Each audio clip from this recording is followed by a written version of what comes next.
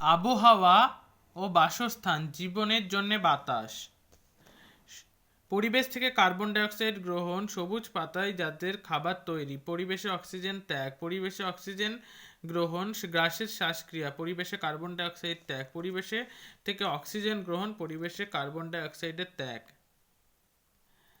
বাতাসের মধ্যে এত কিছু। বাতাসের মধ্যে সবচেয়ে বেশি পরিমাণে আছে নাইট্রোজেন, তারপরে অক্সিজেন, তারপরে জলীয় বাষ্প, তারপরে নিষ্ক্রিয় গ্যাস।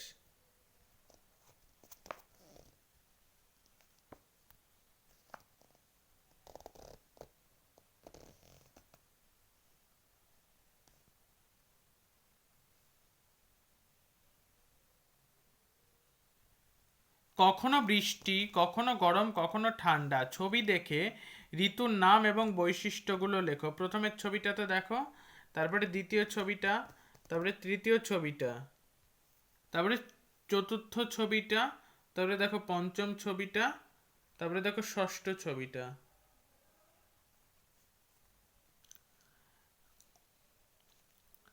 নিচের জায়গাগুলোতে কেমন আবহাওয়া দেখতে পাচ্ছ ছকের মধ্যে, সেগুলি জানাও। এইবার মাসের নাম, কোন মাসে কি হয় এবং বৈশিষ্ট্যগুলি লেখো। এবার এখানে লিখে ফেলো মেঘের রং কেমন, বছরের কোন সময় মেঘ হয়, ওই সময় আবহাওয়া কেমন, কোন মেঘে ঝড় বৃষ্টি হয়। এবার কত রকম ফুল, কত রকম উৎসব।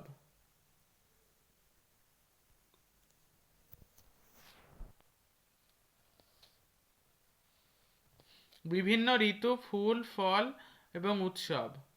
এর ছক দেওয়া আছে, তোমরা পূরণ করো।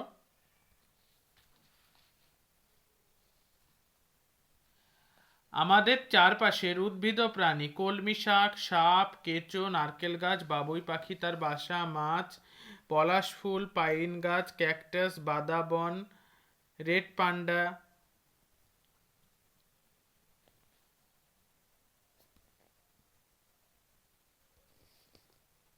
আবহাওয়া এবং বাসস্থানের মধ্যে আমরা পড়ছি। যে যে কাজগুলো দিচ্ছি তোমরা কমেন্টে জানাবে অথবা খাতায় করে বলবে যে আমরা করেছি। কোথায় থাকে তারা?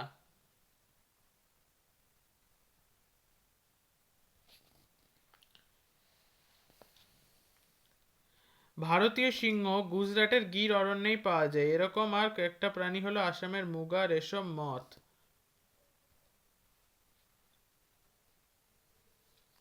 থাকার জায়গা হারিয়ে যাচ্ছে।